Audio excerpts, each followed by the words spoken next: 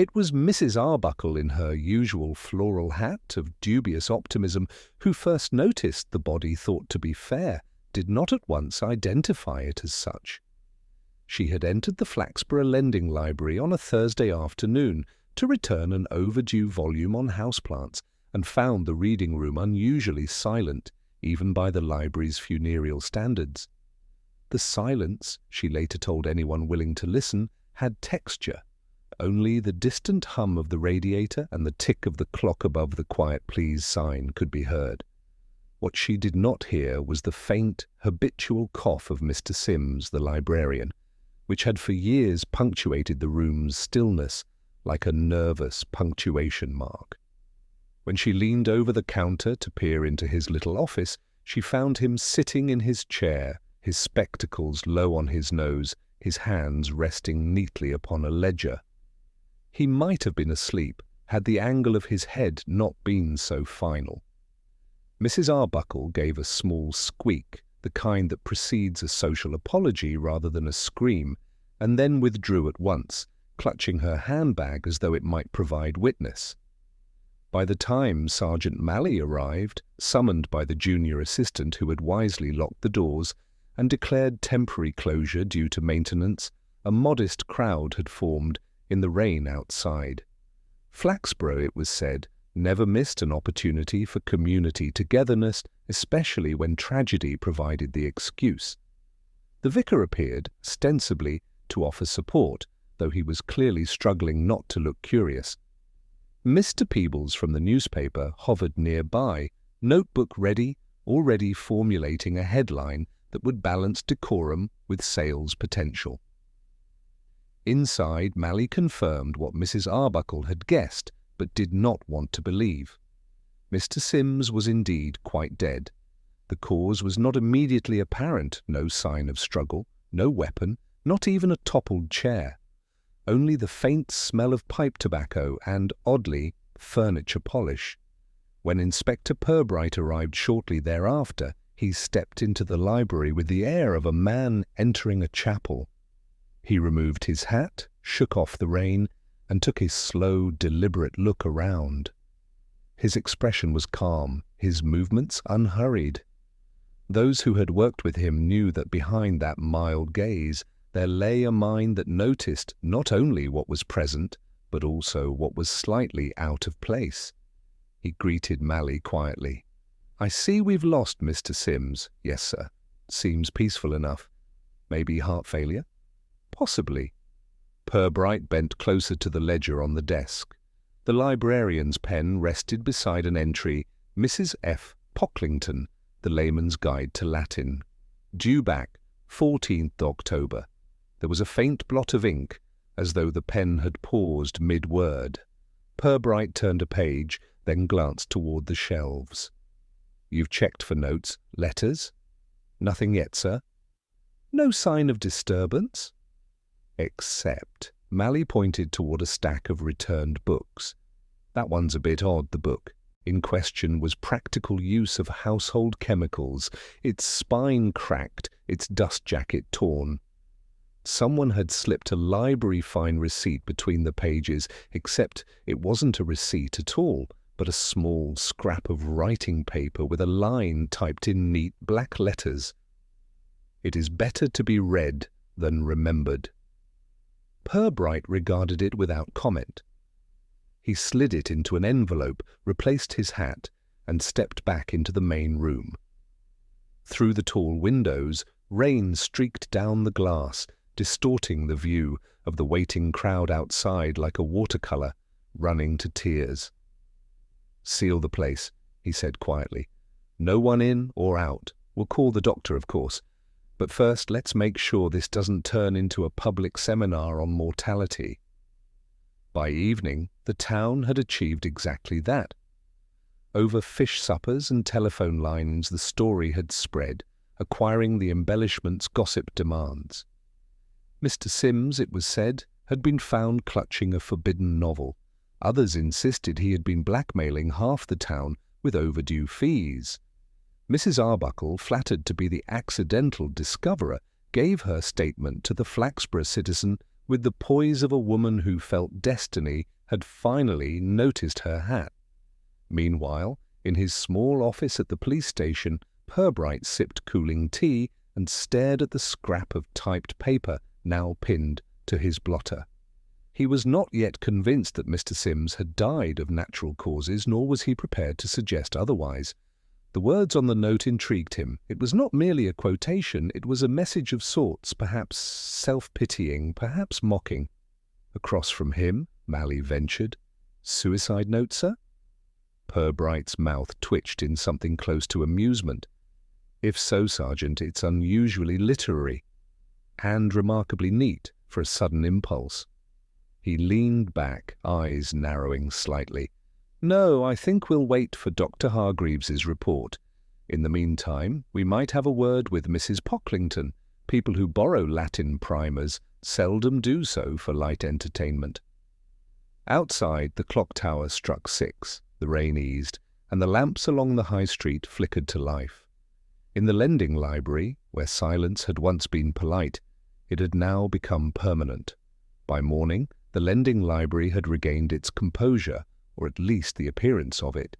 A notice pinned to the oak door informed patrons that the premises would remain closed until further notice due to unforeseen circumstances, a phrase vague enough to encourage rumour and dignified enough to discourage laughter. The townspeople of Flaxborough, never fond of ambiguity when it came to their neighbours, gathered in small, murmurous knots outside the greengrocer's and the post office, constructing elaborate theories from the meagre ingredients of truth available to them. Inside the police station, Inspector Purbright sat before a freshly typed report from Dr. Hargreaves. The pathologist's findings were concise: death by ingestion of a toxic substance, likely administered in liquid form. The poison, something derived from industrial cleaning agents, had been taken in a small dose, yet sufficient to cause heart failure within minutes. There were no marks of violence, no forced ingestion. "Suicide, then?" ventured Sergeant Mally, standing beside the desk with his cap in hand. Purbright tapped the edge of the paper thoughtfully. "Perhaps. Though I would like to know where Mr. Sims came by his cleaning agents, if he did. Librarians are known for their devotion to cleanliness, but not generally of that sort." He leaned back in his chair, letting silence stretch between them. "What did we find in his lodgings?" "Nothing remarkable, sir. Single room over Miss Chubb's drapery shop. A few books, mostly catalogues. The landlady said he was punctual with rent and irregular with conversation. Ate at the Albion Cafe most evenings, never a visitor, except for that cousin who came down from Lincoln last year. She left before Christmas." Purbright nodded. "And the cousin's name?" "Mrs. Thelma Pockington." The inspector's brows lifted a fraction. "Ah, the same Mrs. Pockington whose borrowing habits Mr. Sims recorded as his final act." Mally looked briefly impressed. "You think she's the key? I think she's a thread, Sergeant. Whether it leads to cloth or cobweb remains to be seen." An hour later, they stood outside a modest semi-detached house on Cardigan Terrace. Mrs. Pockington's curtains were of the heavy, guarded variety, but she herself opened the door with surprising readiness. She was a large, handsome woman, perhaps in her 50s, wearing a cardigan of the sort that looked capable of moral disapproval, all on its own. "Inspector Purbright, Flaxborough Constabulary," he began politely. "I wonder if I might trouble you for a few minutes regarding Mr. Sims." Her expression flickered with regret or annoyance, but she stepped aside with a sigh. "I suppose you'd better come in. Poor man. I heard on the wireless this morning. Dreadful business." The sitting room smelt faintly of lavender polish and cat. A framed photograph of a middle-aged man in uniform rested on the mantelpiece, alongside a clock that ticked with what seemed excessive self-confidence. "Was he a friend?" Purbright asked mildly, nodding toward the photograph. "My late husband," she replied. "He was with the fire brigade. 10 years gone now." She gestured toward an armchair. "Do sit. I can't think what there is to say about Mr. Sims, though. He was a quiet one. polite, always remembered my card. You borrowed from the library often. Every week, she said, folding her hands. He'd put books aside for me, biographies mostly. I'm fond of lives that end tidily. Purbright inclined his head. And the Latin primaire? That earned him a quick, nervous laugh. Oh, that. I only took it because my nephew's at the grammar school. He asked if I could find a copy. I never opened it. He smiled faintly. Then you won't mind if I keep it for a day or two? Of course not, she said quickly, though her eyes darted toward the hallway where the book must have been. As Mally fetched it, Purbright noticed her fidgeting with a small brooch pinned to her cardigan, a silver bird, wings outspread. You'd known Mr. Sims long? He asked. Oh, years. He was a friend of my husband's once, I think. They were both in the Home Guard. Her tone softened for the first time. He was a lonely man, Inspector. One of those who never quite got over peace and paperwork. When they left, Mally turned the book over in his hands. What do you make of her, sir? That she reads more than she admits, said Purbright, and that she doesn't dust often enough for the scent of polish in her house.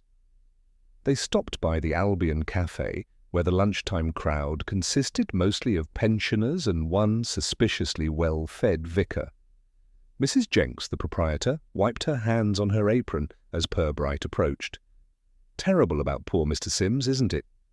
Always had the same order, liver and onions, weak tea, and the crossword from my husband's paper. Did you notice any change in him recently? Well, she said, lowering her voice. Last week he was quite put out. Said something about books going missing that shouldn't. I told him people lose things all the time, but he looked ever so serious. Said he'd put a stop to it soon enough. Purbright thanked her and paid for a cup of tea he didn't drink. When they stepped outside again, the air had turned crisp, and the clouds hung low, like old curtains sagging over the sky. Books going missing, murmured Mally. That could mean anything. Indeed, Purbright agreed, though it seldom means nothing. Back at the station, Constable Love had compiled a list of recent library withdrawals, mostly the usual, romances, gardening manuals, one or two cookbooks, except this.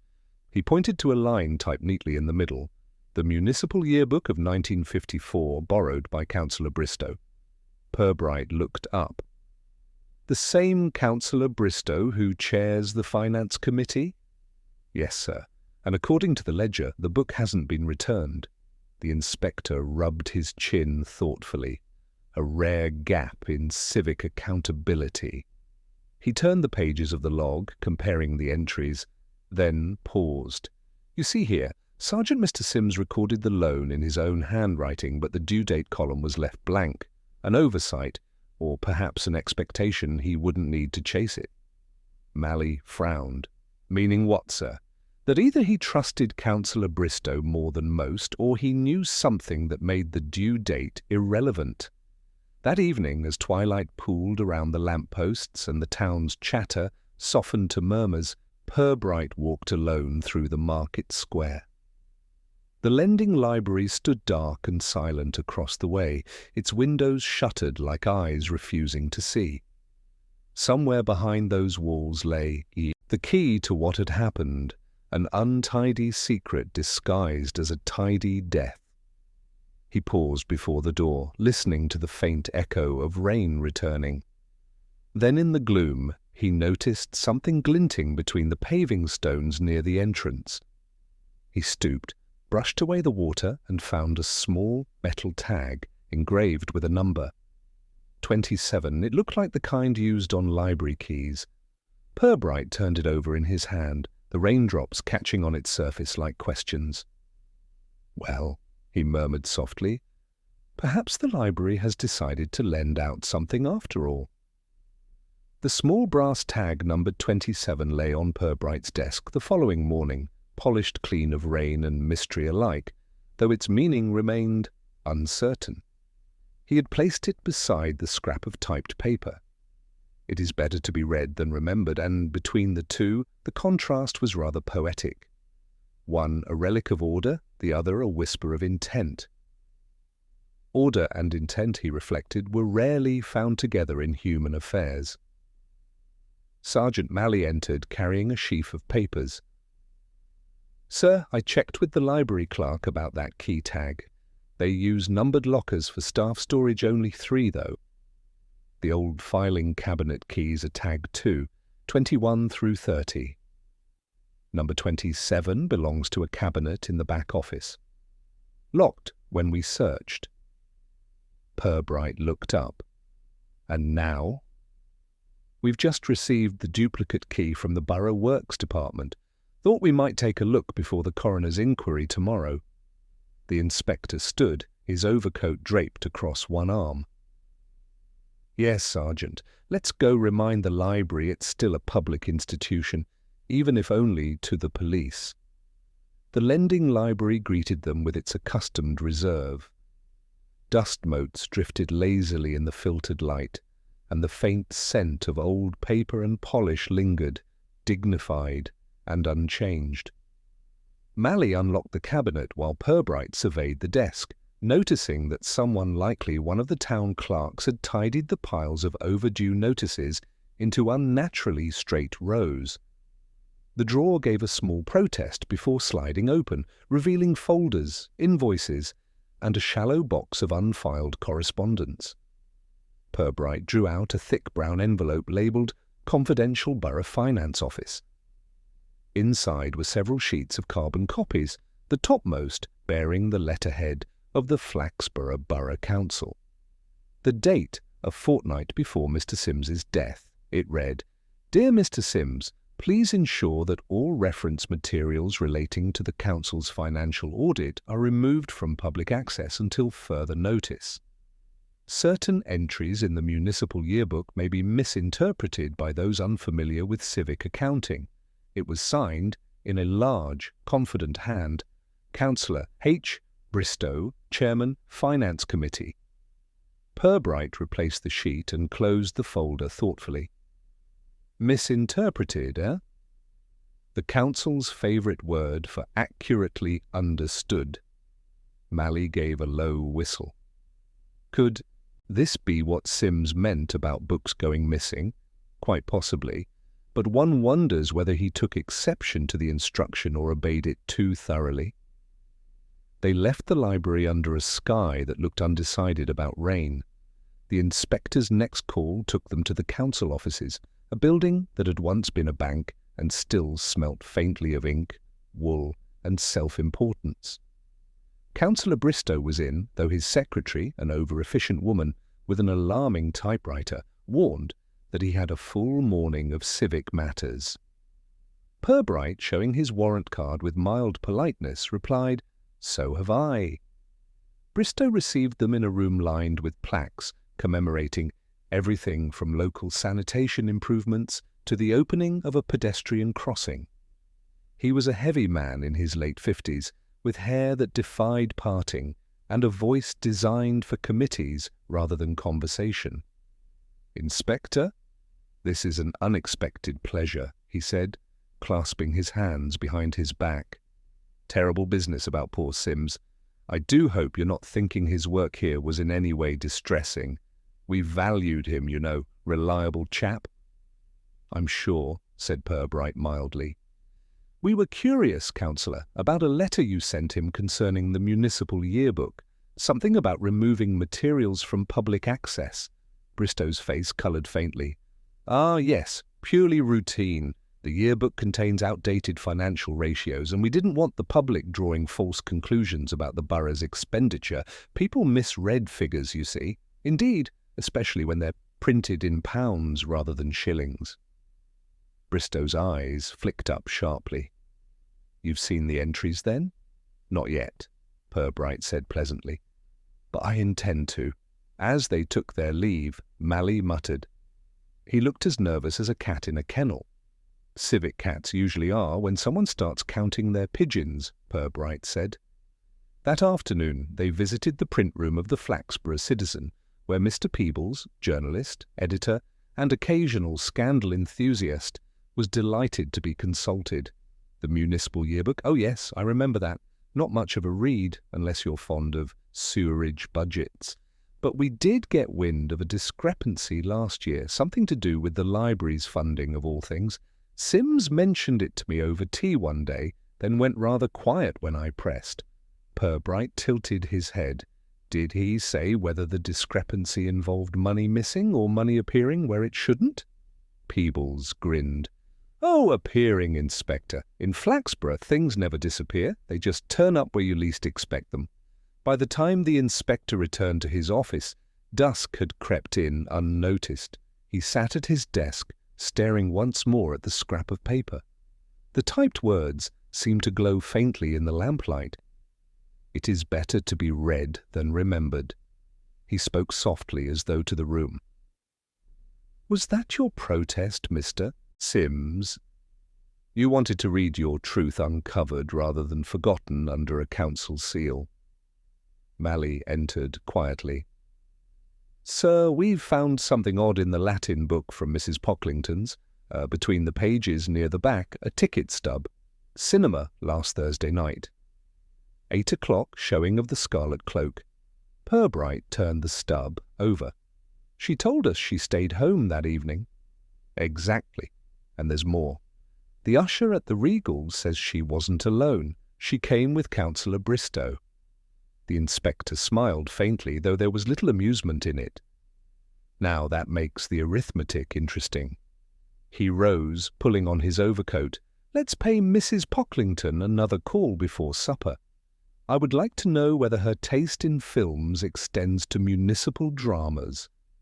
By the time they reached Cardigan Terrace, the lamps were lit, and the streets smelt faintly of coal smoke and fried onions.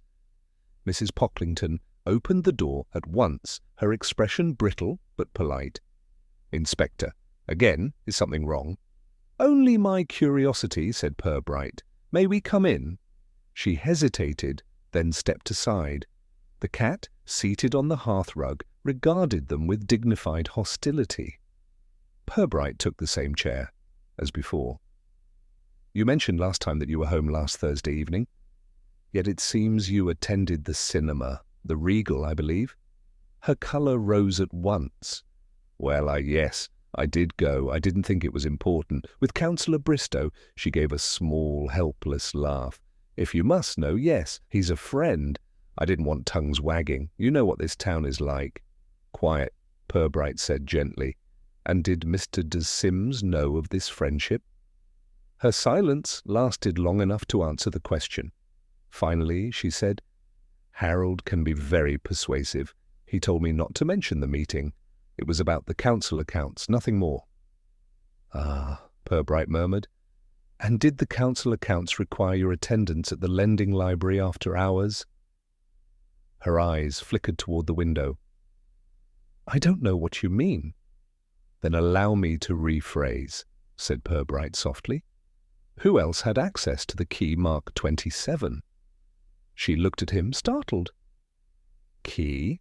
How should I know? Purbright rose, offering a thin smile. I suspect, Mrs. Pocklington, that you know exactly who, and perhaps you'll decide to tell me before the council's own story begins to sound more inventive than yours. Outside, as they walked back toward the car, Mally asked, You think she's in on it, sir? In on something, yes, Purbright said, but not necessarily willingly. People often tidy other people's messes, especially when affection clouds their housekeeping. He paused at the corner, glancing toward the dim outline of the library down the street. No, Sergeant, this isn't over yet. Someone borrowed more than books from that building, and like all careless borrowers, they've forgotten to return what matters most. The following morning brought an air of faintly embarrassed sunshine to Flaxborough. The clouds had the decency to withdraw, though they left behind a pale dampness that clung to the cobbles and the town's collective mood. Inspector Purbright, never one to be improved by weather, was already at his desk by 8, examining the latest reports. The coroner's verdict had been deferred, pending further police inquiries. That phrase, he thought, was one of those elastic, bureaucratic inventions that covered everything from the pursuit of justice to the avoidance of embarrassment. The typewritten scrap lay once again before him, but now joined by another exhibit, a library date card, its edges smudged with thumbprints. The final stamped entry was unmistakable: Municipal Yearbook 1954, loaned to H. Bristow, due back September 12th. The due date had been neatly overwritten in blue pencil, retained for review. Purbright could almost hear Mr. Simms's dry amusement in that quiet little act of rebellion. Sergeant Malley entered, carrying a small brown parcel. "Morning, sir." "Parcel just arrived for you. Postmark Flaxborough, no return address." Purbright raised an eyebrow and carefully untied the string. Inside lay a folded note and an object wrapped in tissue paper. The note was brief. "You're looking in the wrong drawers. Try the ones nobody opens." It was unsigned, but the typewriter used the same worn E as the first anonymous message. He unwrapped the tissue. Inside was a small brass drawer handle, the kind used on filing cabinets. Scratched along its inner edge was the number 27. Purbright stared at it a moment, then smiled thinly. How very generous of our correspondent. They return evidence faster than the post office returns mail. Malley frowned. Could it be Sims himself who sent that? "Before I doubt it," Purbright interrupted softly, "unless he anticipated being too dead to post letters. More likely someone wants to redirect our curiosity." He stood and reached for his hat. "Come along, Sergeant. We'll pay another visit to the council offices. I'm developing a sudden enthusiasm for civic drawers." They found Councillor Bristow presiding over a meeting of the Finance Committee in the municipal chamber, a room whose architecture, like its occupants, leaned heavily toward self-congratulation. When the inspector entered, conversation faltered into a respectful hush, the way it always did when Law entered the room wearing a smile. "Inspector Purbright," Bristow exclaimed with forced cordiality. "We're a little busy this morning. Perhaps later I'll only take a moment of the committee's valuable time," Purbright said mildly. "We're investigating the disappearance of certain documents from the public library. Since they concern borough finances, I thought it best to ensure nothing here has been mislaid." "Mislaid?" echoed Bristow, his hands clasping the chair arms. "Good heavens, man, this is a finance committee, not a rummage sale." Purbright smiled politely. "All the same, I would like to inspect the storage cabinet marked 27, for accuracy's sake." A nervous cough went around the table. The town clerk, a narrow, worried man named Smeaton, cleared his throat.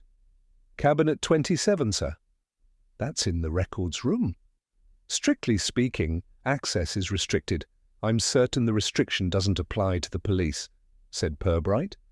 "After all, you wouldn't want any misunderstanding about the town's finances.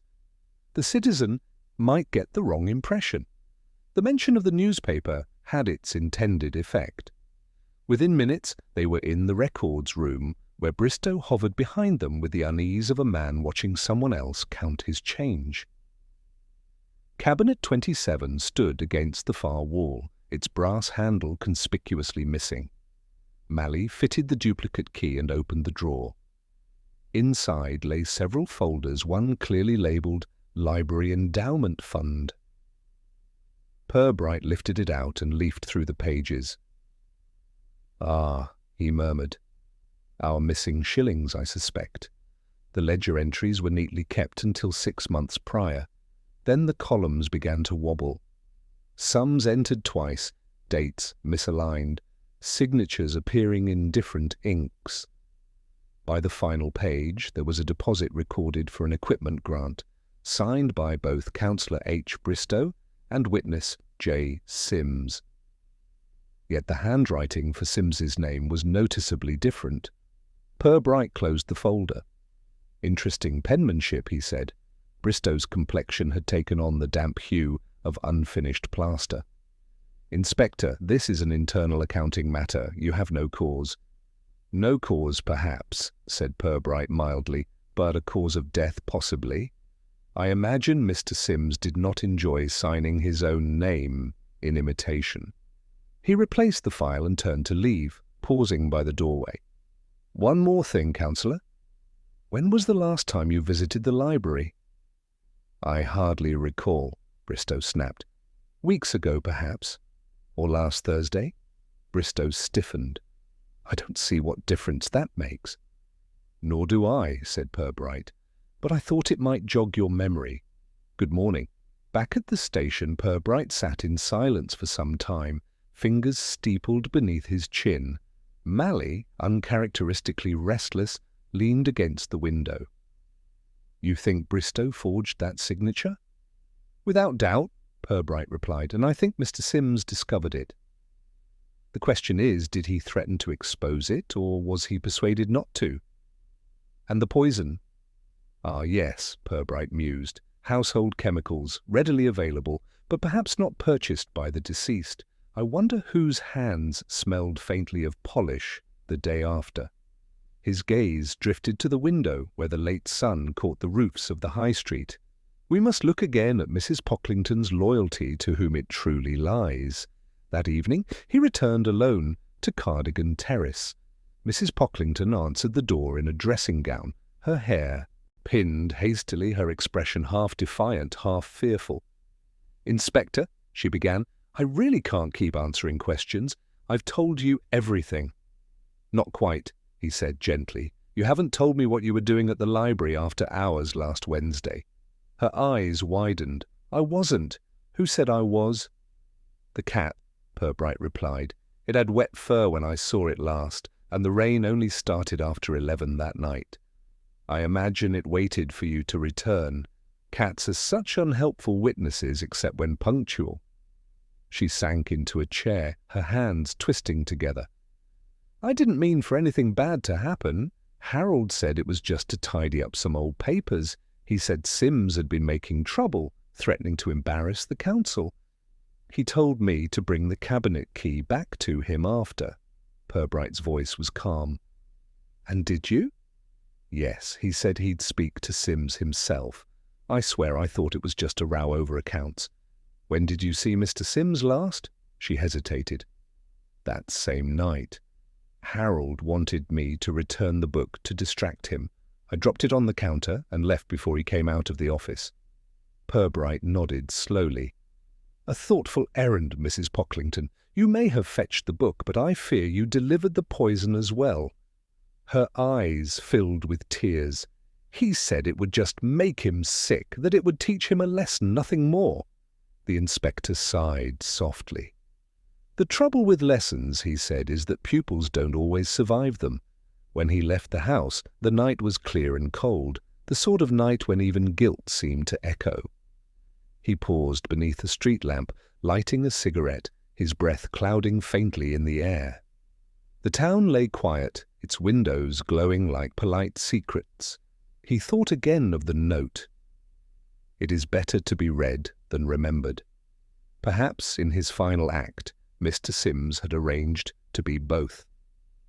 The next morning found Inspector Purbright unusually pensive, standing by the frosted window of his office as the town began to stir beneath a thin veil of mist.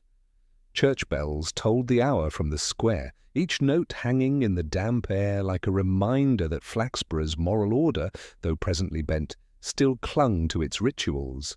On his desk, the confession from Mrs. Pocklington lay beside a report from Dr. Hargreaves confirming the presence of industrial solvent in the remains of Mr. Sims's tea. A domestic poison, delivered in a domestic setting, nothing theatrical, nothing showy, just quiet, deliberate death, the kind that Flaxborough specialized in. Sergeant Mally entered carrying 2 steaming cups. "Tea, sir. Thought you could use it." "Mrs. Pocklington still in the holding room. Says she wants to tell you more." Purbright accepted the cup with a nod. "There's always more, Sergeant. The difficulty is separating confession from self-preservation." He set the tea aside untouched. "Has Councillor Bristow been informed of her detention?" "Yes, sir. Sent. Word through his secretary." She said he's attending a luncheon at the town hall and will call in later, though I'd wager he'll have indigestion before then. Purbright smiled faintly. Let's hope so. It may loosen his tongue. When they entered the small interview room, Mrs. Pocklington was already standing. The night in custody had reduced some of her composure, but none of her dignity. She clutched her cardigan as if it were armour. "Inspector," she said quietly, "I've been thinking. You're right. It wasn't supposed to happen, any of it. Harold said it would calm things down that Sims was threatening to go to the press, and all he needed was a fright. I didn't know what he'd put in that flask." Purbright sat opposite her, hands folded neatly. "You poured the tea?" "Yes. Harold gave me the flask and told me to leave it on Sims's desk before he came in. He said to act as if I'd brought him a peace offering. He even wrote a note about being read and not remembered. Said it would appeal to Sims's silly sense of drama." She dabbed at her eyes with a crumpled handkerchief. "I didn't read it then. If I had, I might have realized what it meant. Did you see Sims drink the tea?" "No, I left before he came in. I swear I didn't stay." Purbright watched her a moment longer, weighing her words against the steady tick of the clock on the wall. "And after the news of his death, I wanted to tell someone," she whispered. "But Harold said the council would be ruined. He said it would look like murder, even though it wasn't. I didn't want to believe him, but you know how he talks. He sounds so certain you end up doubting yourself." "Yes," Purbright murmured. "Confidence is often mistaken for truth." When the statement was signed, he instructed Mally to see that she was taken home under quiet observation. "She's frightened enough to be honest," he said. "That's a rare condition. We mustn't cure her too soon."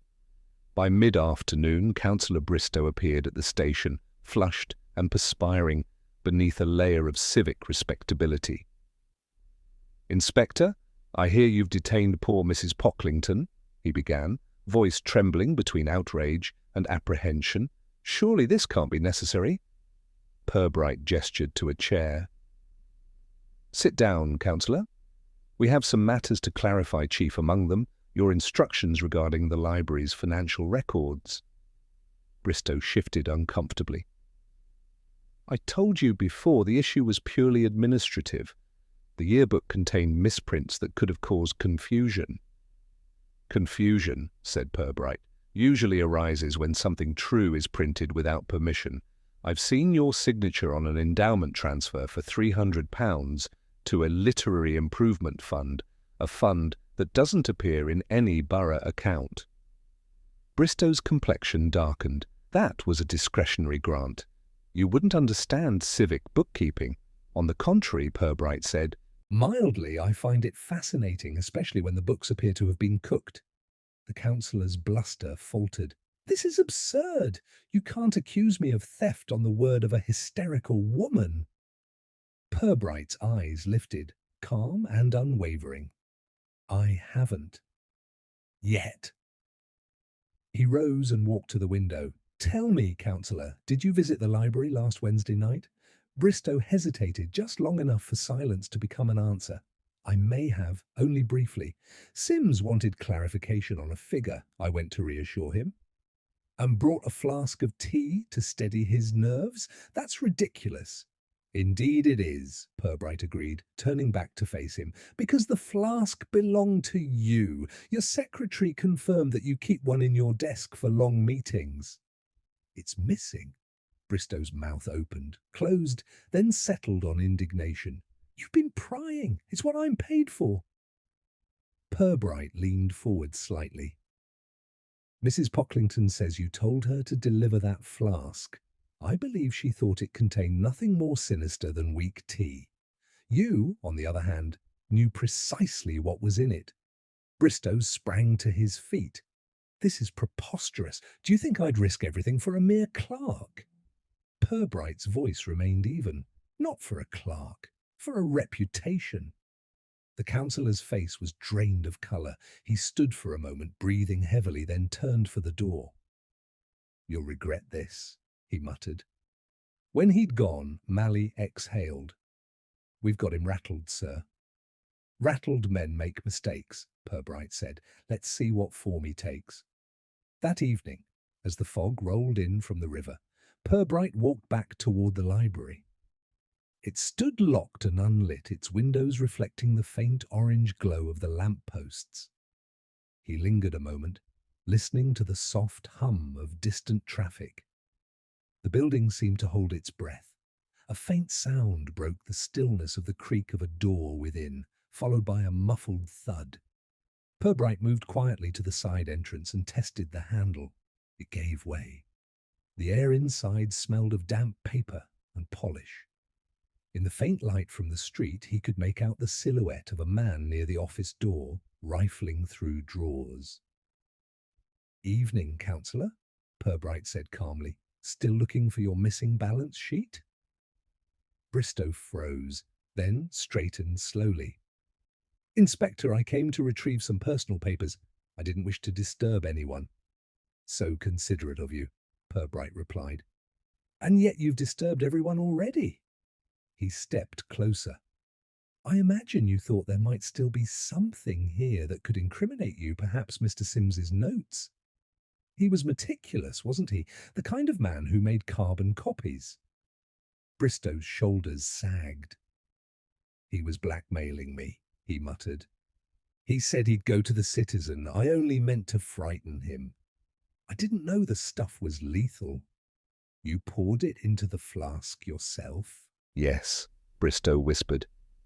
She didn't know. None of them did. For a moment, Purbright said nothing. The quiet was broken only by the slow tick of the library clock above them, marking time in the place where it had stopped for one man.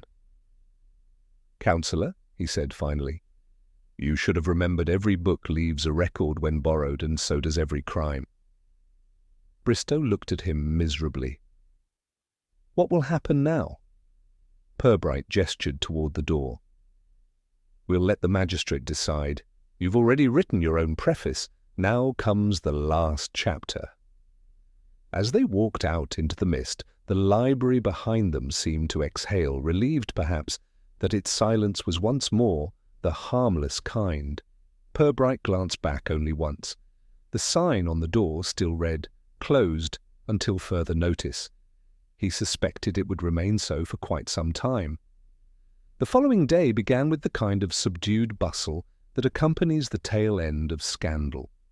The Flaxborough Citizen had already released a cautious headline, "Council Inquiry Follows Library Tragedy," carefully omitting names but supplying just enough innuendo to ensure everyone in town knew precisely who was meant. Mrs. Arbuckle was quoted as having long suspected impropriety in the filing system, though no one was entirely sure what that meant. The general consensus was that the matter would blow over soon enough, which in Flaxborough terms meant it would be discussed for another decade. Inspector Purbright, however, was not yet convinced that matters were as tidy as the council or the public wished to believe.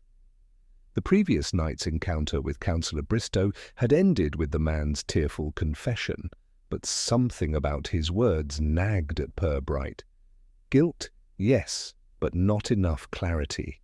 It was as though Bristow had left something unsaid, something half-hidden behind that weary attempt at contrition.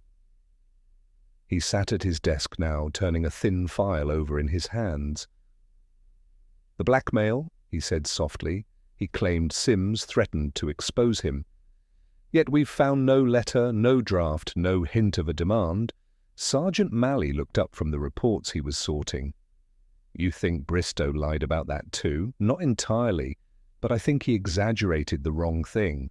Purbright tapped the file thoughtfully. "Blackmail requires leverage. I suspect Sims's weapon wasn't a demand, it was a discovery. Something recorded, something preserved. And if so, where better to hide it than among the quietest books in town?" Mally frowned. "You mean in the library itself?" "Precisely. Mr. Sims was a creature of habit. he would have used the system he trusted most. By mid-morning, the two men were once again inside the lending library, the echo of their footsteps magnified by the hush of uncirculated air. The light slanted across the reading tables, dust floating like patient ghosts. Purbright moved slowly between the shelves, his eyes tracing the worn spines, the gaps where volumes had been removed for cleaning or evidence. Mally followed, muttering, "Hard to imagine hiding anything in here. The place looks like it's been alphabetized since the flood." "That's what makes it perfect," Purbright said. "People rarely look for secrets in places devoted to order." He stopped at a shelf marked Local Histories. Many of the books were bound in faded green cloth, titles embossed in gold that had dulled to the colour of old moss. One volume, a collection of town directories, had a slight lean to it, as if it had been handled more than its neighbours. Purbright pulled it down, flipping gently through the pages. Tucked between pages 132 and 133 was a folded sheet of foolscap paper, yellowed slightly at the edges. "Well, well," he murmured. Mally peered over his shoulder. "What is it?" "Minutes of a council subcommittee meeting from 2 years ago," Purbright said. "Unrecorded, unsigned, but in Sims's handwriting. It details an unauthorized transfer from the library's renovation budget to a private account, Bristow's naturally. And this—" he turned the paper over. "This is what our librarian meant by wanting to be read rather than remembered." Mally let out a low whistle. "That clinches it then. Bristow's guilt, all signed and sealed." Purbright closed the book carefully and replaced it on the shelf. "It does more than that, Sergeant. It explains why Bristow panicked. But it also raises a question. If Sims had already hidden this away, why confront Bristow at all? He could have let the discovery surface quietly. Maybe he wanted credit, Mally suggested. "Or maybe," said Purbright, "someone else wanted him to act." They left the library and walked toward the high street, where life had resumed its normal rhythm of errands and gossip. The baker's window displayed iced buns in the shape of open books, a local entrepreneur's idea of humour, and the vicar was observed discussing moral lessons with an audience of pigeons. Purbright paused outside the citizen office. "Sergeant, I believe Mr. Peebles owes us another cup of tea." The editor was delighted to see them, though somewhat wary of what they might bring. His typewriter clattered in the background as he offered a plate of biscuits. "I suppose you've come to confirm what half the town already knows." "Not confirmed," Purbright said pleasantly. "Clarify." "You mentioned before that Sims came to you some weeks ago. Tell me, did he bring anything with him?" "Notes, perhaps." Peebles thought for a moment. "Not papers, exactly. He had something in an envelope. Told me he'd written the story that would tidy up Flaxborough for good." I laughed, thinking he meant a letter to the editor. But he didn't want it printed and said it would speak for itself soon enough. Then he left it on my desk when I went to answer the telephone. When I came back, it was gone. "Gone?" repeated Purbright. Peebles nodded. I assumed he took it back. Didn't think of it again until he died. "And who else was in the office that day?" "Only Miss Frobisher, my assistant. She was typing up the obituaries. Sharp girl, though easily startled. I remember she dropped her teacup when Sims came in, said he'd frightened her." Purbright exchanged a glance with Mally. "I think it's time we met Miss Frobisher." The young woman was found at her boarding house on Lilac Road, a narrow building that smelt of boiled cabbage and nervous secrets. She answered the door with ink-stained fingers and an expression halfway between surprise and guilt. "Yes?" "Inspector Purbright, Flaxborough Police. May we have a word?" She hesitated, then stepped aside. "I suppose this is about Mr. Sims." Purbright inclined his head. "You knew him?" "Only slightly. He came to the office now and then, always so polite. He used to bring little notices about library events. And the day he came to see Mr. Peebles with an envelope? Her eyes flickered. Oh, yes. He left it on the desk for a moment. I didn't mean to pry, but it was unsealed, and a corner stuck out. I saw numbers, columns, figures. I thought it was something dull. But you took it, said Purbright gently. She swallowed. I only wanted to make a copy. I thought it might be useful. Mr. Peebles is always looking for stories. But before I could, Councillor Bristow came in. He said he was expecting Mr. Sims, that there'd been a misunderstanding. I gave him the envelope. Purbright's gaze remained steady. And you didn't see what was inside? No, she said softly. But later I heard raised voices from the hall. Then Mr. Sims left looking defeated. Outside, Mally exhaled. That does it, sir. Bristow got hold of the evidence early. Yes, Purbright murmured. But someone else knew it existed and wanted to make sure it was found after all. You mean Miss Frobisher? She's no murderer, said Purbright. She's a frightened typist with a conscience. No, this was orchestrated more subtly. The letter, the drawer handle, the typed messages, they were all meant to lead us, carefully, to the truth. Someone who wanted Bristow exposed, but not at the cost of scandal. Mally frowned. Who'd bother with all that trouble? Purbright looked down the misty street toward the silent outline of the library. A librarian's ghost, perhaps, or someone who shared his love of order. He paused, eyes narrowing slightly. Or maybe someone who loved him. As they returned to the station, Purbright could not shake the image of Mrs. Pocklington's house, the tidy rooms, the faint scent of polish, the silver bird brooch pinned too tightly to her cardigan. She had claimed to act under Bristow's persuasion, but her fear had not seemed of him alone. It was something deeper, older like guilt that had learned to live quietly. He stopped at his desk and looked once more at the brass tag marked 27. It caught the light like a small, deliberate punctuation mark at the end of a long sentence. Sergeant, he said finally, we're not quite done yet. Before we close the book on this, I should like another word with Mrs. Pocklington. Mally nodded grimly.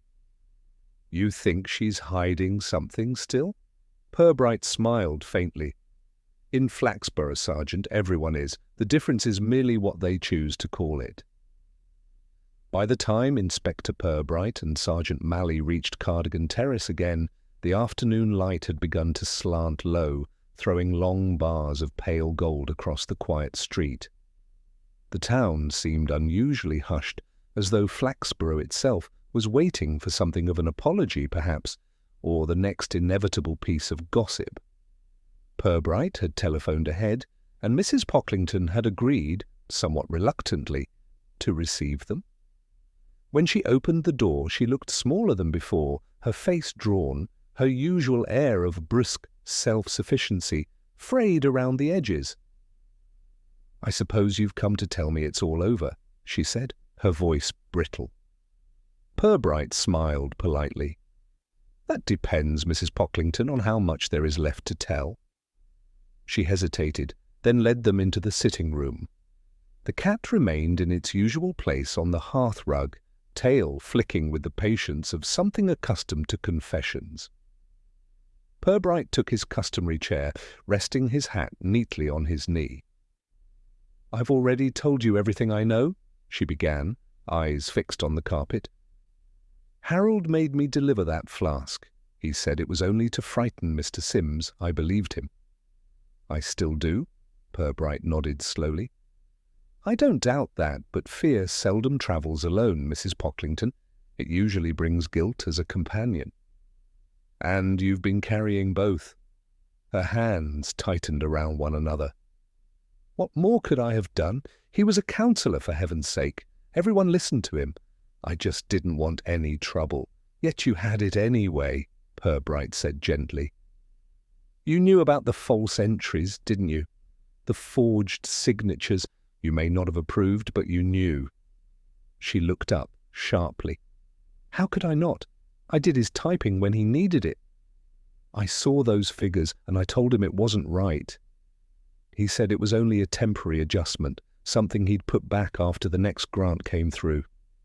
Her voice trembled. I believed him then too. And when Mr. Sims found out? I begged Harold to come clean, she whispered. He said Sims was being difficult, that he was threatening to expose everything just to look important. Harold said he'd handle it. I thought that meant a meeting, an argument, nothing more. Then the next day, Mr. Sims was dead. Purbright studied her carefully. Mrs. Pockington, may I ask, why didn't you go to the police straight away? Her answer came out small, almost childlike. Because I didn't want people to know I'd helped him. Silence stretched between them, filled only by the clock's slow ticking. Then Purbright leaned forward. When we spoke before, you said you'd left the book, The Layman's Guide to Latin, on Mr. Sims's desk that night. But according to Dr. Hargreaves's report, the flask was found in the office itself, not on the counter. How did it get there? She blinked rapidly, her mouth working before any sound emerged. I don't know, maybe he took it inside later? Purbright's tone softened, but his gaze remained steady. Or perhaps you did. Her composure cracked at last. She turned away, pressing a handkerchief to her mouth. He was already there when I came in, she whispered. I hadn't expected that. I panicked. I left the flask on the desk and started to go, but he called after me, said he'd been expecting me, that Harold had told him I'd come to clear the air. He even made a joke about it and said it was refreshing to see someone tell the truth for once. He poured the tea while we talked. I told him Harold was sorry for what happened, that it would all be put right. He smiled, such a tired, sad smile, and said he doubted anything in Flaxborough ever truly got put right. She drew a shaky breath. He drank it before I could stop him. Then he looked, surprised, I suppose. He said something, tell Harold it's better to be read than remembered, and then he fell forward. I ran. I didn't know what to do. Purbright remained still for a long moment, the faint crackle of the fire the only sound. You never told Harold that part, did you? No, she said faintly. He didn't ask, and I couldn't bear to hear what he'd say. Mally shifted uneasily by the door. Purbright's expression did not change, but something in his eyes grew gentler. Mrs. Pockington, he said at last, you've lived with this long enough. What happened was tragic, but it was no accident and not entirely your doing. Mr. Sims knew what he was doing when he took that drink. He'd already left his evidence hidden where it would be found. He was, how shall I put it, making a final entry. Her eyes widened. You mean, do you think he meant to die? Not by poison, Purbright said softly, but by consequence. He knew the moment he confronted Bristow that it would destroy him one way or another. Men like Mr. Sims sometimes prefer their endings neat. For a time, no one spoke. The cat stretched, yawned, and settled again, unimpressed by human tragedy. Finally, Purbright rose, setting his hat back on his head. Mrs. Pockington, you'll give a formal statement confirming what you've told me. I believe the magistrates will take into account your cooperation and your conscience. She nodded, eyes glistening. And Harold? He'll have his day in court, Purbright said, but I rather think the sentence began for him the moment the flask was poured. As they stepped outside, Mally released a low breath. Do you really think Sims meant it, sir, that last message? Purbright paused, glancing toward the mist-softened outline of the library at the far end of the street. Its roof caught the fading light like the closed cover of a book. Perhaps, he said. Some men don't write letters, they compose endings. His was quiet, professional, and perfectly filed. They walked on in silence for a few moments.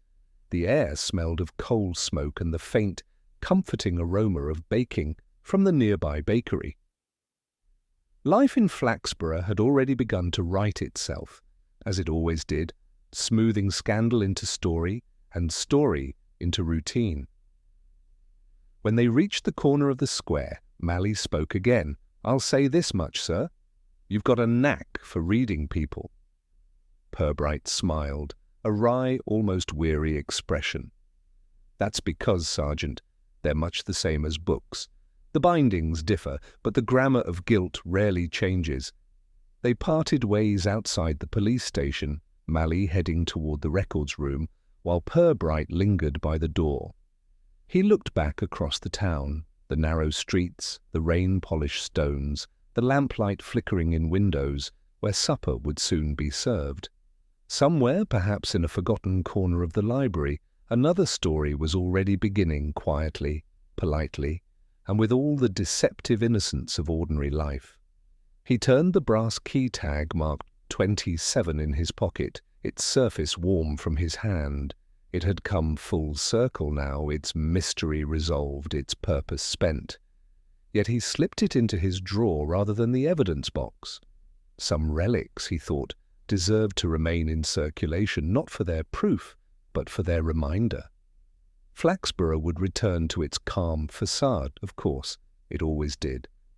But beneath that calm ran the same current of secrets, tidy as ledger lines, and just as ready to balance themselves when the time came. Purbright closed the office door behind him, the latch clicking softly, like the turning of a page that promised more to follow. The next morning dawned with a fine drizzle that turned the pavements slick and lent the town a faintly penitent look.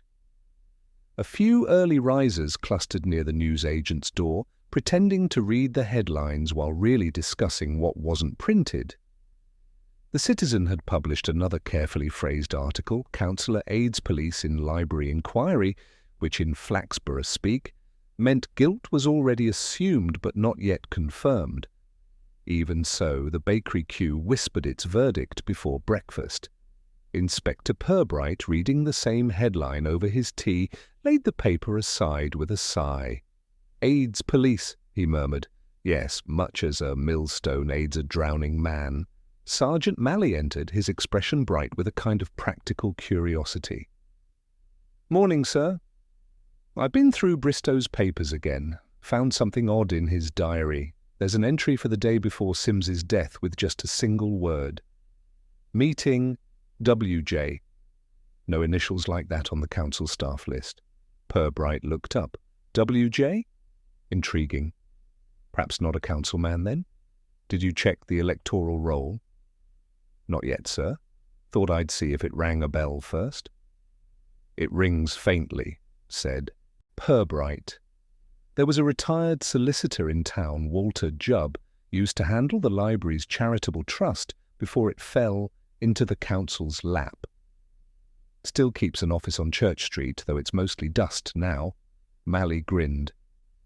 "You remember everything, sir. I make a hobby of untidying other people's memories." They found Mr. Walter Jubb exactly where one might expect a tall, desiccated figure in a three-piece suit that looked to have outlived its tailor. His office smelled faintly of old ink, linseed, and the sort of discretion that had once been profitable. He received them with a civility bordering on surprise. "Inspector Purbright, is it?" "My word, it's been years since the police had any business with me. Something dull, I hope?" Purbright smiled. "Dullness would be a mercy, Mr. Jubb. Unfortunately, I fear the late Mr. Sims has made things rather literary. Ah, the librarian. Dreadful affair. Though I can't say I'm shocked, he always struck me as the sort of man to tidy up even his own death." "You knew him well?" "Professionally. He came to me about a month ago wanting copies of the original library endowment deeds. Said he suspected the council had been interpreting them loosely. I told him he was right. The fund was never meant to be touched except for the upkeep of the building. When he heard that, he smiled as though I'd confirmed some private arithmetic of his. And Councillor Bristow? Oh, Harold came by the next day, all charm and civic spirit, asking if I'd mislaid any of those same documents. I told him no, and he went away looking as though he'd swallowed a button. I assumed they were wrangling over budgets as usual. Purbright exchanged a glance with Mally. Did either of them mention Mrs. Pocklington? Only that she was helping with correspondence. Mr. Sims said she'd be the one to handle the papers once he'd finished his report. He seemed rather fond of her, if I may say so. The kind of fondness that never quite admits itself aloud. When they left, Mally was silent for several paces. You think there was something between them, sir? Perhaps not a romance, Purbright said thoughtfully, but an affection built from shared decency. She admired his honesty, and he her courage. In Flaxborough, that's practically scandalous. They walked back toward the station, rain tapping steadily against umbrellas and windows alike. The town had settled into its favourite occupation, pretending that nothing ever really happened. Yet beneath that quiet, Purbright sensed something unresolved. Bristow's confession, Pocklington's guilt, Sims's strange composure, all fit together neatly, too neatly. Flaxborough crimes, he had learned, were rarely so tidy. Back at the station, Constable Love looked up from his typewriter. "Message for you, sir. Came by telephone. Miss Frobisher says it's urgent." Purbright took the receiver. "Miss Frobisher? Yes?" Her voice came through faintly, tremulous. "Inspector, I think you ought to come. I found something in the Citizens' Archive room. I was clearing out Mr. Peebles's old files, and there's a folder marked Library Accounts. It's not one of ours. It looks like it was brought in and never logged." "Keep it exactly as it is," said Purbright. "We're on our way." When they arrived, Miss Frobisher was waiting nervously by the filing cabinets. She handed over a slim folder tied with faded ribbon. It was wedged behind the press releases. I nearly threw it away. Purbright untied the ribbon, spreading the papers across the editor's desk.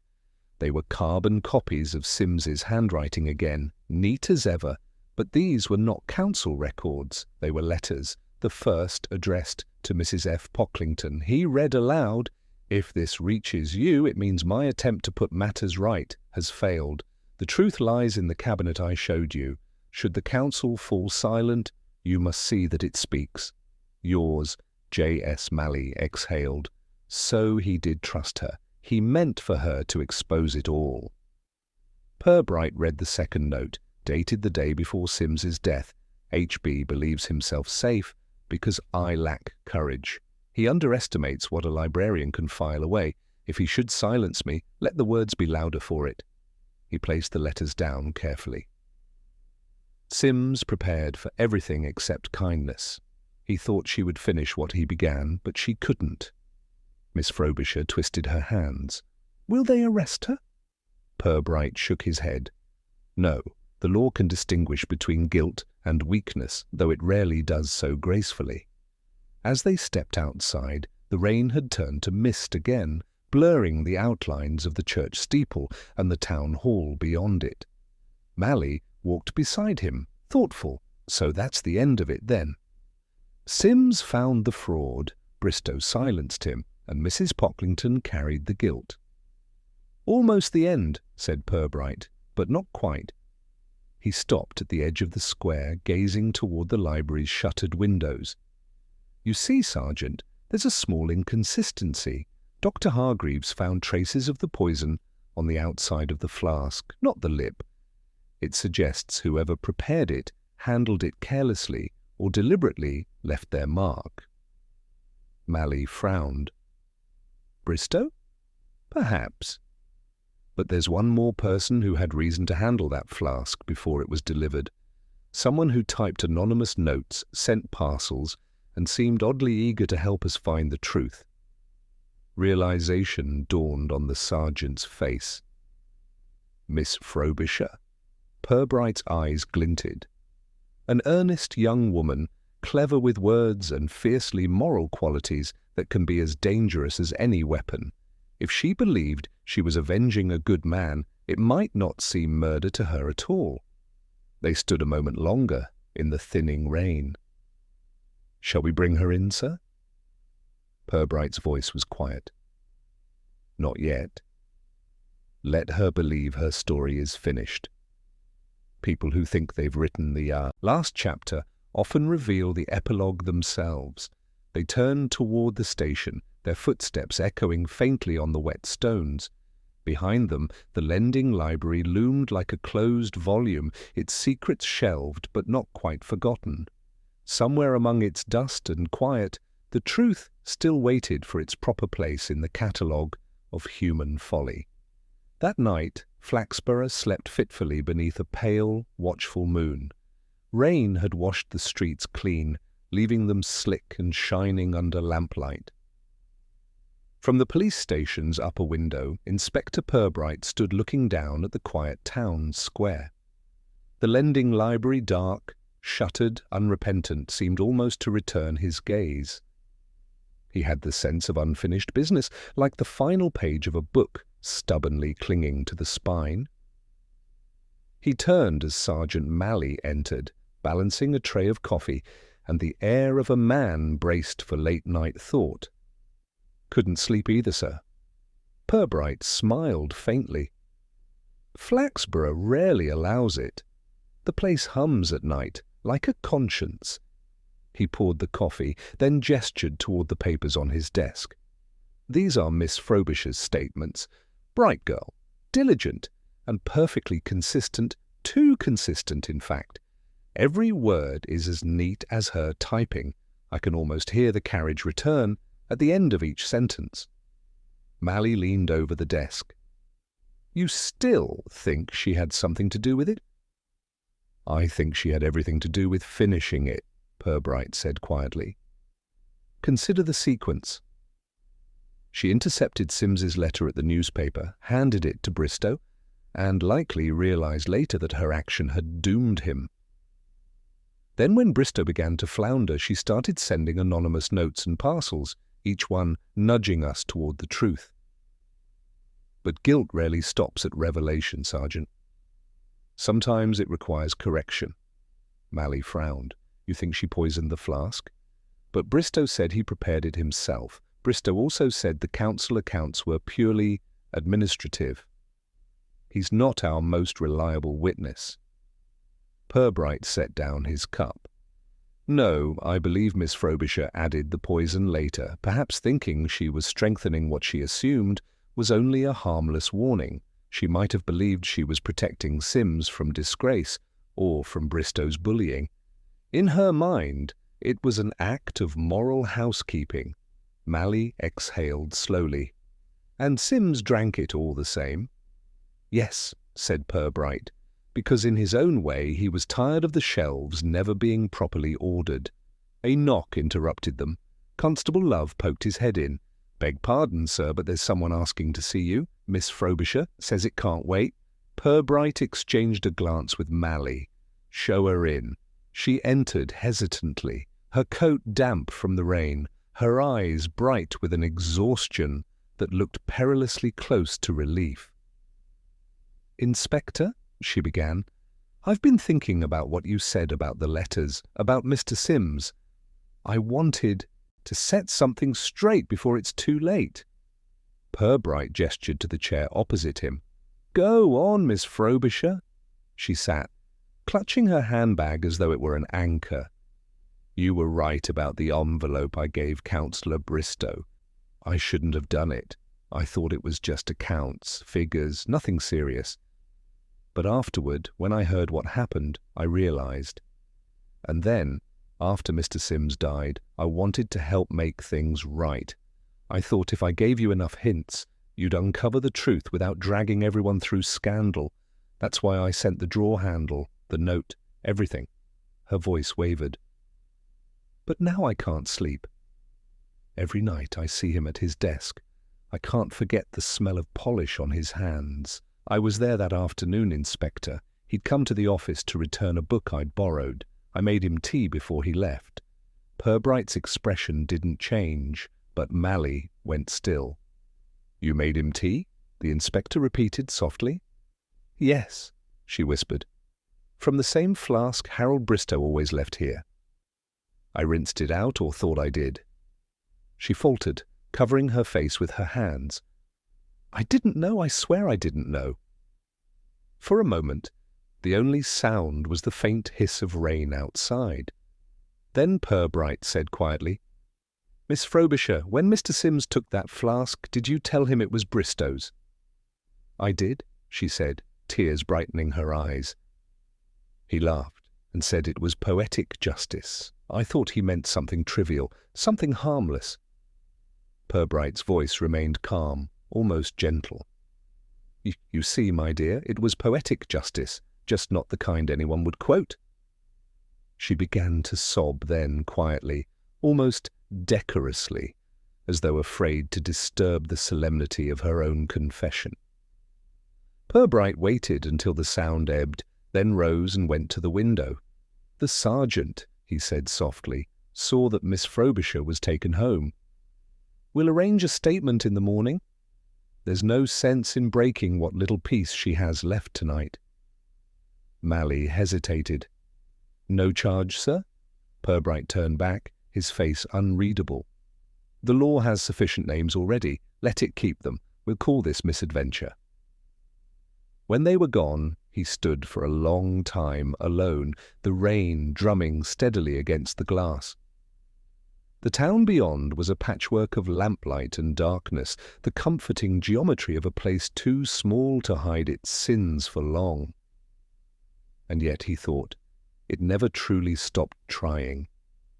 By morning the fog had lifted, and with it the lingering heaviness that had settled over the station. Bristow, now in custody, had become the town's new cautionary tale, and Mrs. Pockington, after a night of sleepless remorse, had given a full statement that matched Miss Frobisher's confession in all but motive. The coroner's report would likely conclude death by misadventure, and Flaxborough would, as it always did, resume its polite shuffle toward normality. Purbright, however, remained uneasy. Not because the case lacked resolution. It had, in its way, every detail neatly boxed and labelled, but because of what it revealed.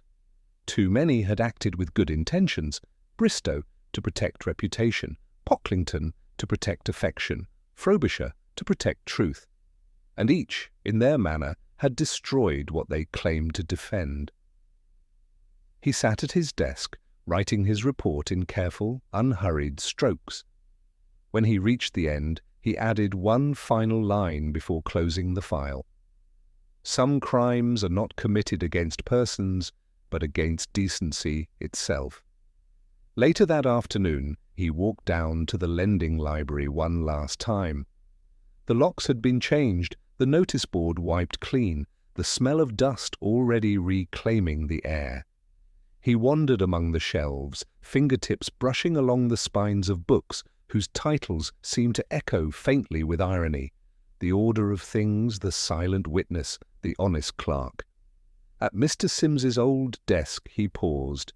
The ink blotter had been replaced, the ledgers cleared away, but in one corner, faint and almost invisible, a single word remained penciled in. Filed. Purbright smiled, just barely. Indeed you were, Mr. Sims, he murmured, and neatly. Outside the rain began again, soft and forgiving like an afterthought. The inspector replaced his hat, turned up his collar, and walked back through the square, where the townsfolk were already talking of markets, concerts, and the new vicar's sermon. Life, as ever, had resumed its comfortable deceit.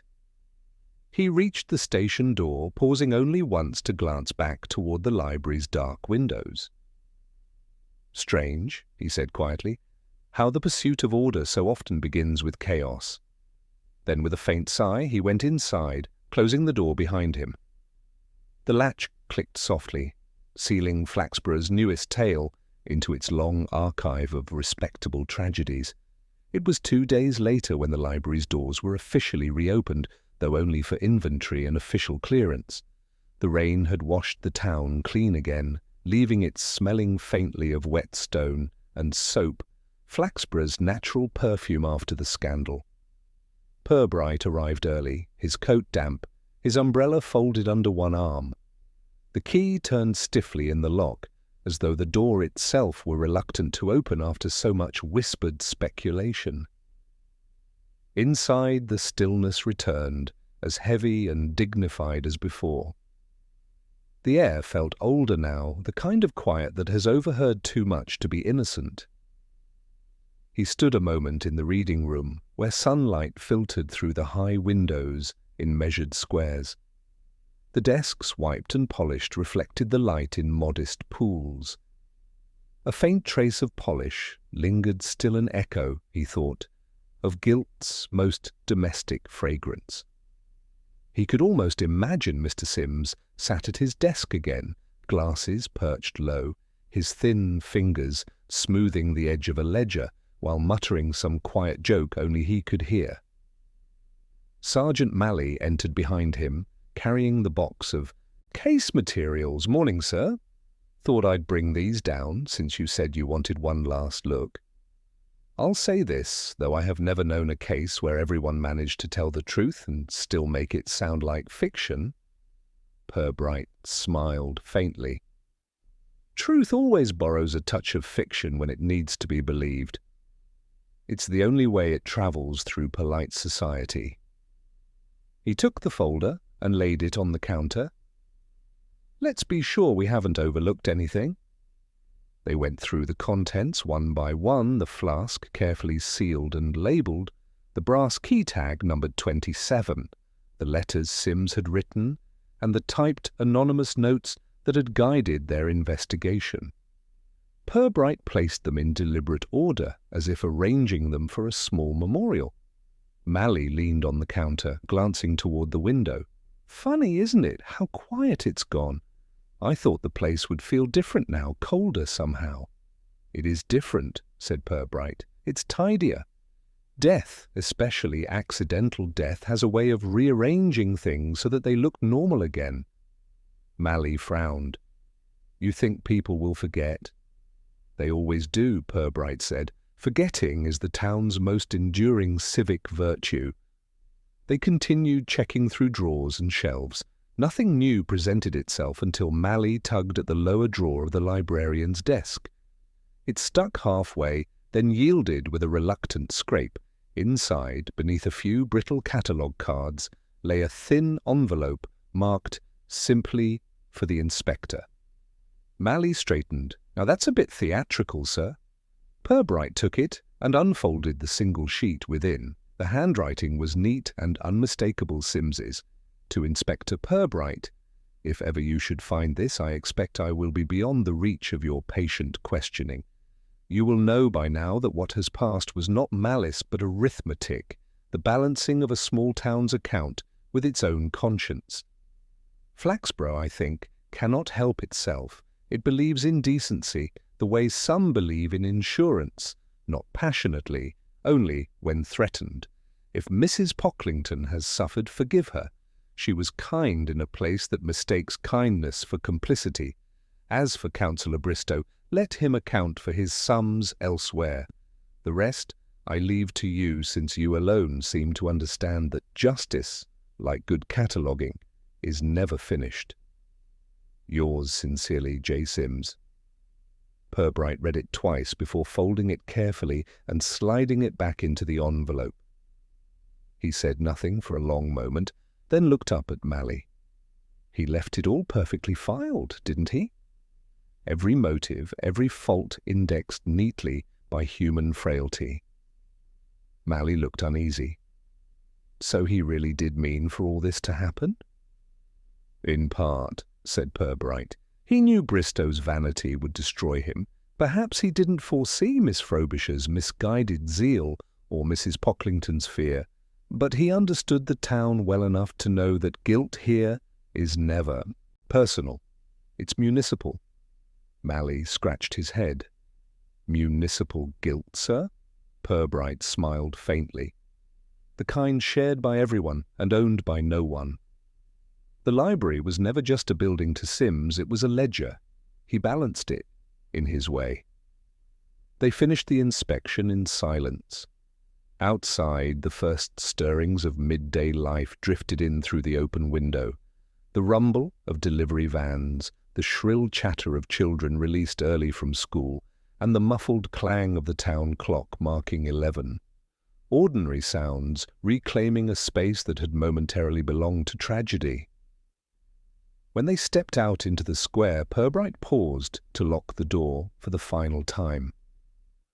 "We'll return the keys to the council clerk," he said, "though I imagine he'll find some way to lose them again before tea." Mally chuckled, but his tone grew thoughtful. "You know, sir, for a case that started with a cup of tea and a ledger, it left a strange taste behind." "Good," said Purbright quietly. "That means it was worth drinking." They walked slowly toward the station, boots tapping against the cobbles. At the corner they passed Mrs. Arbuckle, resplendent in a new hat that looked as though it had survived several previous owners. She stopped them with the eagerness of one who considers herself a witness to history. "Inspector, such dreadful goings-on. I said from the beginning the library was too quiet to be wholesome. Still, we must count our blessings. Things are back to normal now." Purbright inclined his head. "As normal as ever, Mrs. Arbuckle." When she had tottered off, Mally muttered, "Normal, she says. There's a grave in the churchyard, and half the council is under audit. That's the beauty of normality, Sergeant. It's wonderfully elastic." They reached the station steps, and for a moment Purbright stopped, glancing once more across the market square. The clouds were lifting now, revealing patches of faint blue. Beneath them, Flaxborough resumed its quiet routines, the butcher sweeping his threshold, the postmistress locking her drawer, the faint strains of the church organ drifting from St. Luke's. It was, Purbright thought, a town built on the comfortable illusion that wickedness required drama. He lit a cigarette, the smoke curling in the cool air. "Strange people, Sergeant," he said at last. "They'll tidy their morals the way they tidy their books alphabetically and without sentiment, yet somehow they never manage to close the file completely." Mally grinned. "Lucky for us, sir. Keeps you in work." "Indeed," said Purbright, his tone dry. "Though sometimes I wonder if it's the work that keeps me or the other way around." He flicked the cigarette away and mounted the steps. Inside, the station felt as it always did, faintly of ink, dust, and unacknowledged virtue. He sat down at his desk, reached for the final report, and began to write, the nib scratching softly against the paper. Case concluded, he wrote, "No further action required. Your lending library shall reopen under new management. Recommend routine supervision of municipal finances and perhaps occasional review of moral ones." He paused, then added, almost as an afterthought, "In memory of Mr. Sims, librarian, reformer, and accidental dramatist." He signed it, closed the file, and placed it neatly at the top of the pile. Outside, the clock struck 12. Purbright glanced up, allowed himself one brief smile, and murmured, "Time, as ever, well borrowed." Then he rose, reached for his coat, and went to lunch. By the following week, Flaxborough had absorbed the scandal into its bloodstream and was already beginning to forget the taste.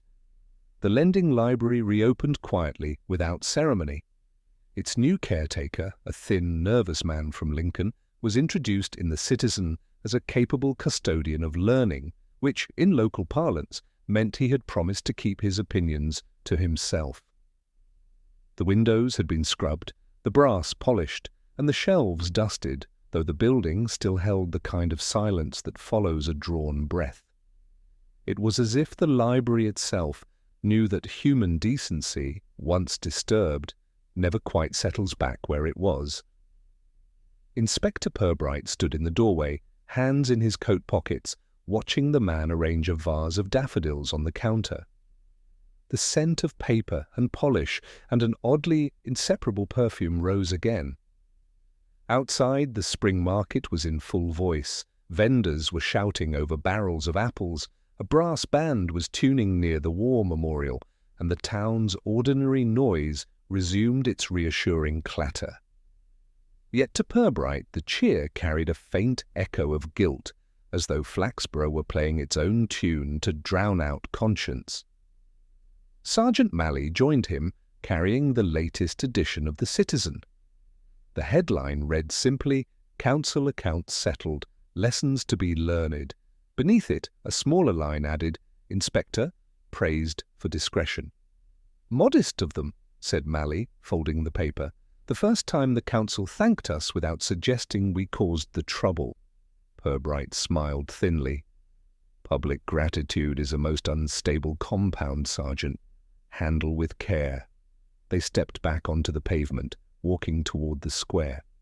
The sky was clearing in patches, the air mild, the cobblestones still damp from morning rain. As they passed the post office, Mrs. Arbuckle hailed them from across the street, triumphant in yet another hat. "I do hope the poor librarian's ghost rests now, Inspector," she called. "Such a tragic man, but wasn't it clever the way you caught the culprits? The whole town's talking about it." Purbright inclined his head. "I imagine the town would be even happier if it could decide who the culprits were." She blinked. "Well, everyone knows, don't they? The councilor, that typist girl, the widow. Oh, it's all been terribly exciting. I've told the vicar it's improved attendance at the book club already." Then something good came of it, Purbright said, and tipped his hat before moving on. When they reached the bridge by the river, Malley stopped to light a cigarette. "She's right in her way, sir. The town's talking, but not thinking. I doubt anyone's lost much sleep over it." "That's precisely how Flaxborough survives," Purbright replied. "By mistaking talk for thought. It's the local adaptation." They leaned against the rail, watching the water slide beneath them, slow and opaque. "You ever wonder," Malley asked after a pause, "whether people like Sims knew that before the end, that their good intentions would only end up as gossip?" Purbright considered. "Perhaps. But I think he'd still have done what he did. There's a peculiar satisfaction in tidy rebellion. It lets a man die convinced he's improved the system, even if only by rearranging the labels." Malley gave a quiet chuckle. "You sound almost sorry for him." "I am," said Purbright. He was the only man in town who tried to make order mean something more than appearance. That's always fatal here. They walked on toward the police station, where Constable Love met them on the steps with a sheet of paper in hand.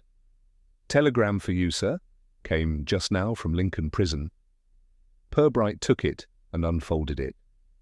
The message was brief. Bristow died of heart seizure during remand. Express regret. Funeral private.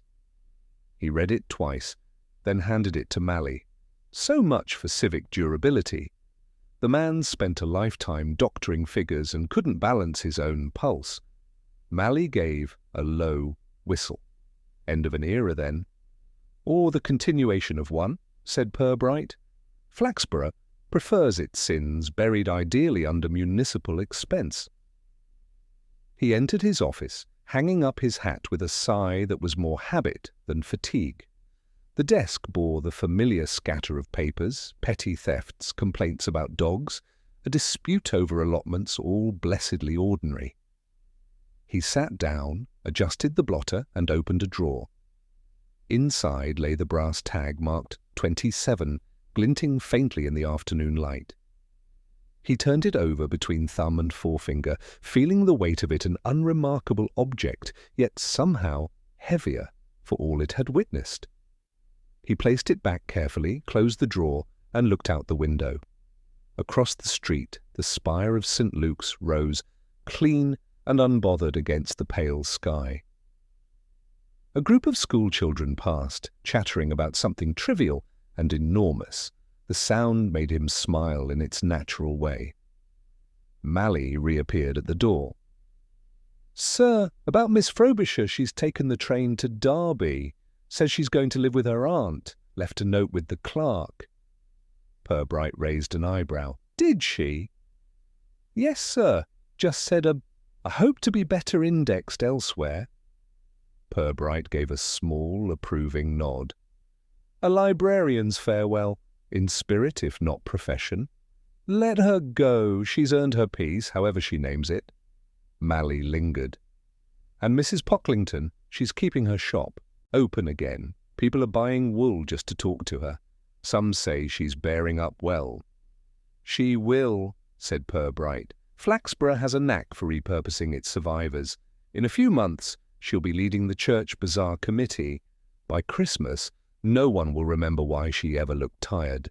He turned back to the window. The square was beginning to fill again, the world reasserting itself, orderly and incurious. "It's remarkable, isn't it, Sergeant? How swiftly decency reorganizes itself after moral disaster. The town's equilibrium always corrects, like a scale that doesn't care what's being weighed." Mally smiled wryly. "And where does that leave us, sir?" "Exactly where we began," said Purbright, reading between the lines, correcting the punctuation, and pretending that makes sense of it. They shared a quiet laugh. Then the telephone rang, shrill, urgent, yet somehow smaller than the silence that followed it. Mally picked it up, murmured, then covered the receiver. "Missing bicycle, sir. A boy down on Rosemary Lane." Purbright rose, retrieving his coat, a mercifully uncomplicated crime. "Let's go before it grows ambitious." As they stepped out into the square, the clock above the town hall struck 3. A faint wind stirred the bunting left from last week's market. Somewhere behind the library windows, a page turned softly, almost like the sigh of someone content at last to rest. Purbright paused a moment before crossing the street, glancing back toward the building that had begun it all. The afternoon sun caught the sign above the door of Flaxborough Lending Library, its letters worn but dignified. Beneath it, the reflection of the square shimmered faintly in the glass, as though the town itself were peering in, checking to make sure its story had been properly shelved.